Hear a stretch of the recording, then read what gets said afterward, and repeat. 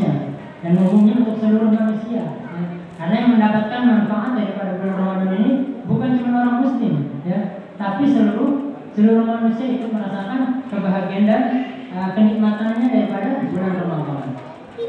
Yang selanjutnya ialah rata-rata dari kita ini bahasa kasarnya amat-amat tai ayam.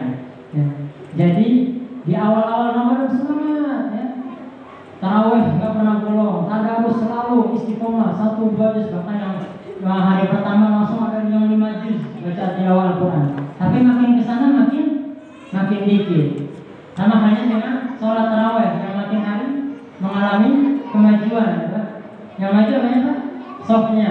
Nah, yang maju softnya. Ya saya bersemoga semoga bukan hanya softnya, tapi imannya juga mengalami kenaikan. Amin. Nah, yang selanjutnya adalah waktu kita tinggal 1-2 hari lagi meninggalkan bulan suci Ramadan. Lantas apa yang bisa kita maksimalkan? Yang saya ingin tekankan di sini adalah jangan sampai kita pulang dari majelis malam ini terlena. Di mana-mana sekarang orang rame-rame pergi keluar untuk ngapain Pak? Untuk belanja. Ada yang mudik, ada yang belanja buat persiapan Lebaran. Buat persiapan Lebaran, salah nggak? Enggak salah, bagus. Beli baju baru, alhamdulillah, ya, alhamdulillah. Tapi yang saya ingin tekankan di sini adalah banyak orang yang akhirnya terlena. Bahkan kata Rasul SAW adalah sesungguhnya amal itu dilihat dari akhirnya, bukan awalnya. Ya. Sama kayak kita sholat tarawih, mungkin awal-awal ada yang bolong-bolong, tapi yang dilihat bukan awalnya Pak, tapi ujungnya, endingnya, apakah happy ending atau enggak. Ya. Jangan sampai kita awal semangat, nanti di ujungnya letoy alias sudah nggak mau tarawih lagi. Nah ini penentuan ada di akhir. Seperti halnya kita ketika nanti menghadap Allah Subhanahu Wa Taala. Berapa banyak dari manusia yang awalnya kafir, menentang agama Islam, menentang Rasulullah, tapi ujung-ujungnya berdampingan dengan Rasulullah SAW bahkan. Seperti halnya Sayyidina Umar bin Khattab yang awalnya menentang keras agama Islam, tapi pada ujungnya beliau bersanding dengan Rasulullah SAW. Dan tidak sedikit juga di antara kita yang awalnya taat sekali, tapi ketika hendak wafatnya Allah meninggalkan dia dalam keadaan su'ul khotimah, dalam keadaan murtad alias keluar daripada agama Islam. Nah, yang ingin saya tekankan adalah mari kita introspeksi dan kita perbaharui niat kita menjelang Lebaran ini. Jangan sampai mentang-mentang mau Lebaran Al-Quran ditinggalin, tarawih ditinggalin, qiyamul lail ditinggalin. Nah, ini justru kesalahan yang sangat besar, ya. Jangan sampai kita terlena. Makanya oleh karena itu ada makalah dalam dikatakan bahwasanya al-ain itu laisa liman la bisahul jadi walakin al-ain liman imanuhu yazid. Jadi Id atau Idul Fitri, hari raya itu bukan bagi mereka yang punya kostum baru, punya seragam baru, punya sepatu baru, ya. Tapi bagi mereka siapa yang merasakan Idul Fitri itu, ya sesungguhnya bagi siapa mereka itu?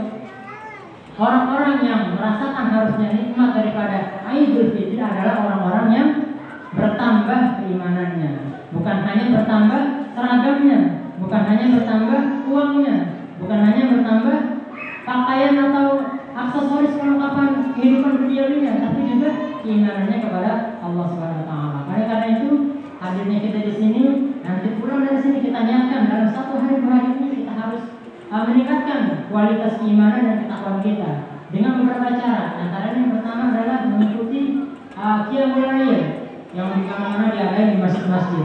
Kalau di sini diadain enggak? Diadain juga. Nah, alhamdulillah kalau ada kita ikut, ya. Seenggaknya kemarin kita bolong, ya. Insya Allah di akhir ini kita menjadi lebih maksimal lagi, karena Allah melihat bukan dari hasilnya tapi dari prosesnya. Nah, jadi meskipun sedikit, tapi kalau niat kita ikhlas, tulus, karena Allah Subhanahu Wa Taala, yang sedikit itu akan menjadi besar di pahalanya di sisi Allah Subhanahu Wa Taala. Pertama dengan qiyamul lail, kedua dengan tentunya sering membaca Al-Quran, karena Al-Quran diturunkan di bulan Ramadan, ya. Maksudnya di malam Lailatul Qadar. Oleh karena itu kita dikasih kemuliaan untuk senantiasa membaca Al-Quran di bulan Ramadan ini. Yang bisa khatam alhamdulillah, yang bisa berusaha semaksimal mungkin. Terus yang terbatal baca bagaimana Ustaz? Saya pengen baca lancar. Ada yang begitu nggak? Ada yang begitu? Banyak. Ya. Tenang. Saya kasih hadiah dari Rasulullah SAW. Rasulullah pernah bilang, al-mahir bil Quran, masabal kirabil bararah. Kata Rasul, orang yang pandai baca Al-Quran nanti di yaumil kiamah bakal dikumpulin sama barisan para malaikat yang mulia. Nggak sampai di situ. Nabi ngasih kabar gembira lagi, walladzi yaqra'ul Quran wa yatata'attahu fihi wa huwa syaqqun 'alaihi falahu ajrun. Kata Nabi, tapi ada juga orang yang baca Al-Quran terus dia terbata-bata, ya, dan merasa kesulitan ketika membaca Al-Quran. Itu baca satu baris halaman daripada Al-Quran, itu rasa-rasanya kayak satu juz, Pak. Nah, ada yang begitu? Ada yang begitu? Satu baris rasa-rasanya udah kayak satu juz. Jangankan yang baca Al-Quran, nggak baca yang ngebaca ataupun yang ngedengerin sama-sama kesel, ya, sama-sama gergetan gitu. Karena ngedengernya ya gergetan gitu. Satu baris nggak kelar-kelar gitu. Tak salah nah, gitu. Nah, tapi kata Rasulullah bahwa syakun orang ini ketika baca Al-Quran kesulitan luar biasa. Ya, terbata-bata gitu, nggak lancar bacanya. Apa kata Nabi? Falahu ajrun. Maka bagi orang tersebut yang membaca Al-Quran dengan terbata-bata, dengan kesungguhannya mendapatkan 2 pahala. Dapat apa? Dapat 2 pahala. Pahala pertama pahala membaca Al-Quran itu sendiri, dan pahala yang kedua adalah pahala karena dia bersungguh-sungguh. Nah, jadi untuk bapak-bapak, ibu-ibu, untuk kita semua yang hadir di sini, kita maksimalkan 2 hari